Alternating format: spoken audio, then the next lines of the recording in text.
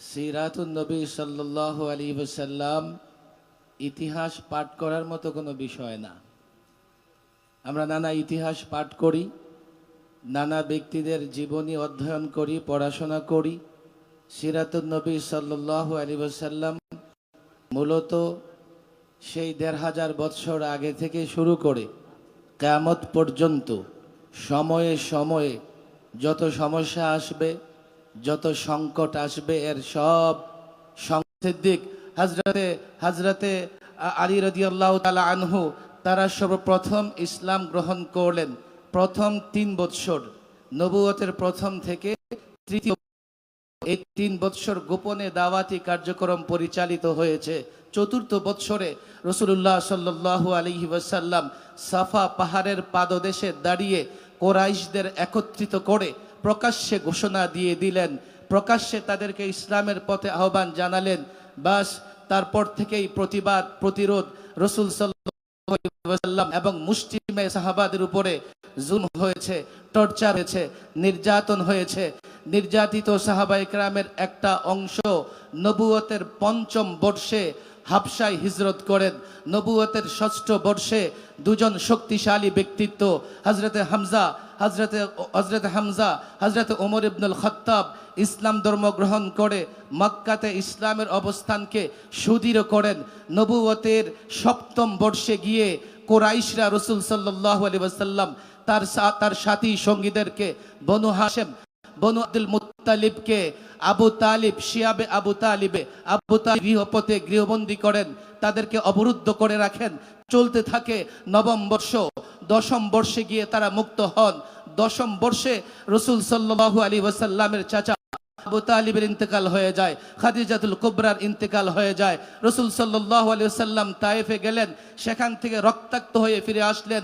নবুয়তের ১৩তম বৎসর মদিনা থেকে ছোট্ট একটা দল এসে ইসলাম গ্রহণ করে। এই দলটাই ছিল মদিনাতে ইসলাম প্রতিষ্ঠার ভিত্তি।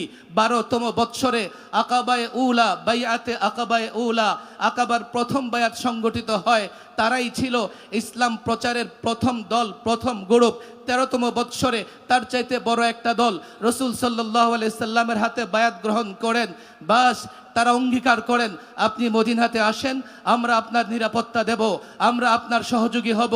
১৩তম বৎসরে গিয়ে নবুয়তের রাসূল সাল্লাল্লাহু আলাইহি ওয়াসাল্লাম হিজরতের ঘোষণা দিলেন। একের পর এক সাহাবায়ে কেরাম হিজরত করলেন। রাসূল সাল্লাল্লাহু আলাইহি ওয়াসাল্লাম হিজরত করে হযরতে আবু বকরকে নিয়ে মদিনায় গেলেন। হিজরতের প্রথম বৎসর মসজিদে কুবা নির্মাণ করলেন, মসজিদে নববী নির্মাণ করলেন। হিজরতের ৫ম বৎসর মদিনাতে গোত্র এবং যত গোষ্ঠী আছে তাদেরকে নিয়ে সামাজিক এবং রাজনৈতিক চুক্তি মদিনা সনদ সম্পাদিত করলেন। নবুয়তের পরে হিজরতের ২য় বৎসর, নবুয়ত মক্কি জিন্দিগির পরে মাদানী জিন্দিগির হিজরতের ২য় বৎসর আমরা জানি রোজা ফরজ হলো, যাকাত ফরজ করা হলো, বদরের যুদ্ধ সংগঠিত হলো। ইতিহাসের ওই যুদ্ধে হক বাতিলকে আল্লাহ তাবারক ওয়া তাআলা পার্থক্য করে দিলেন। নবুয়তের মক্কি জিন্দিগির পরে হিজরতের ৩য় বৎসর উহুদ যুদ্ধ সংগঠিত হলো। উহুদ যুদ্ধের অনেক শিক্ষা আছে, সবচাইতে বড় শিক্ষা ছিল কিয়ামত পর্যন্ত লড়াই করবে, যুদ্ধ করবে, নেতৃত্বের আনুগত্য করতে হবে। নেতৃত্বের আনুগত্য না করে উহুদ যুদ্ধের যে অবস্থা হয়েছে, এই অবস্থা হয়তোবা হবে। হিজরতের চতুর্থ বর্ষে বনি নাজির ইহুদিদের সন্ত্রাসী গোষ্ঠীকে চুক্তি লঙ্ঘন করবার কারণে, বিশৃঙ্খলা করবার কারণে রাসূল সাল্লাল্লাহু আলাইহি সাল্লাম তাদেরকে মদিনা থেকে বহিষ্কার করে দিলেন। ৫ম বর্ষে গিয়ে খন্দক সংগঠিত হলো। ৬ষ্ঠ বর্ষে গিয়ে রাসূল সাল্লাল্লাহু আলাইহি সাল্লাম সাহাবাদেরকে নিয়ে উমরা করতে মক্কায় রওনা হলেন। মক্কায় পৌঁছাতে পারে নাই, হুদাইবা সন্ধি হলো। হুদাইবিয়া সন্ধির পরে বাইয়াতুর রিজওয়ান হলো। ৭ম বর্ষে রাসূল সাল্লাল্লাহু আলাইহি সাল্লাম সুযোগ পেয়ে গেলেন। ইসলাম তখন আর হেজাজ, মক্কা, মদিনায় নয়, আন্তর্জাতিক পর্যায়ে ইসলামের দাওয়াত পৌঁছে গেল। ৮ম বর্ষে রাসূল সাল্লাল্লাহু আলাইহি সাল্লাম মক্কা বিজয়, এক এক করে বাইতুল্লাহর চত্বর থেকে, ভেতর থেকে এক একটা মূর্তিকে অপসারিত করলেন। হিজরতের নবম বর্ষে গিয়ে রাসূল সাল্লাল্লাহু আলাইহি সাল্লামের জন্য গোটা পৃথিবীতে ইসলামের দরজা খুলে গেল। গোটা পৃথিবী থেকে যেই বছরটাকে বলা হয় আমুল উফুদ, অফ প্রতিনিধি দল মদিনায় এসে রাসূল সাল্লাল্লাহু আলাইহি সাল্লামের কাছে ইসলাম গ্রহণ করলেন, চুক্তি করলেন, সোলা করলেন। হিজরতের 10ম বর্ষে গিয়ে বিদায় হজের ভাষণ দিলেন। একমাত্র হজ করলেন, আরাফার ময়দানে ভাষণ দিলেন। যেই ভাষণে রাসূল সাল্লাল্লাহু আলাইহি সাল্লাম স্পষ্ট আল্লাহ তাবারক ওয়া তাআলার বাণী শুনিয়ে দিলেন, আল ইয়াউমা আকমালতু লাকুম দীনাকুম ওয়া আতমামতু আলাইকুম নি'মাতি ওয়া রাদিতু লাকুমুল ইসলাম দীনা। ইসলাম, দিন, আল্লাহর নবীর সিরাত, আদর্শ সব পরিপূর্ণ হয়ে গেছে। ব্যক্তি জীবনে সমস্যা সমাধান চাও, আল্লাহর নবীর সিরাতে আছে, কোরআনে আছে। সামাজিক রাজনৈতিক সংকট সমস্যায় আল্লাহর নবীর সিরাতের বিকল্প নাই।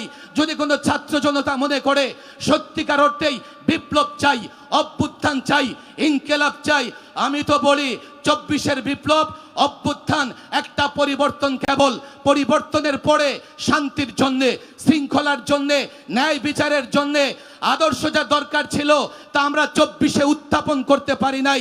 আমরা 24-এর পরেও তা ধরে রাখতে পারি নাই। গোটা পৃথিবীতে যদি বিপ্লব করতে হয়, অভ্যুত্থান করতে হয়, আর অভ্যুত্থানের পরে ন্যায় ইনসাফ কায়েম করতে হয়, দুর্নীতি বন্ধ করতে হয়, স্বজনপ্রীতি বন্ধ করতে হয়, একটাই মডেল, একটাই আদর্শ আল্লাহর নবীর সিরাত, আল্লাহর নবীর আদর্শ দিয়ে যদি আজও আমরা, যদি কেউ মনে করতে পারে বাকি জিন্দেগি থেকে শুরু করতে পারে, কেউ যদি মনে করে আমার কাফেলা আছে সেই মাদানী জিন্দেগি থেকে শুরু করতে পারে, তবে রাস্তা একটাই, আল্লাহর নবীর আদর্শ দিয়ে যদি এই যুগেও কোন অভ্যুত্থানের সূচনা করা হয়, আল্লাহর কসম এই অভ্যুত্থান হবে, কিন্তু এই অভ্যুত্থানের পরে প্রকৃতপক্ষেই শান্তি আসবে, বিশৃঙ্খলা থাকবে না। যদি শুধু পরিবর্তনের পরেই শান্তি আসে না, লাস্ট এবং ফাইনাল কথা, লম্বা বক্তৃতার কোনো সুযোগ নাই। ছাত্র সমাজ এখানে উপস্থিত, আমরা রাসূল সাল্লাল্লাহু আলাইহি সাল্লামের সিরাত কিতাবে পড়ি, আর সাহাবায়ে কেরাম স্বচক্ষে রাসূল সাল্লাল্লাহু আলাইহি সাল্লামের সিরাত দেখেছেন। কিতাবে যা পড়ি এটাও যদি সাহাবায়ে কেরামের মাধ্যমে এসে থাকে সেটা গ্রহণযোগ্য, না হলে গ্রহণযোগ্য না। সাহাবায়ে কেরামদেরকে যারা হালকা নজরে দেখে, তাদের সবচাইতে বড় সমস্যা যেটা হবে, তারা কোরআন এবং সুন্নাহর সঠিক ব্যাখ্যা করতে পারবে না।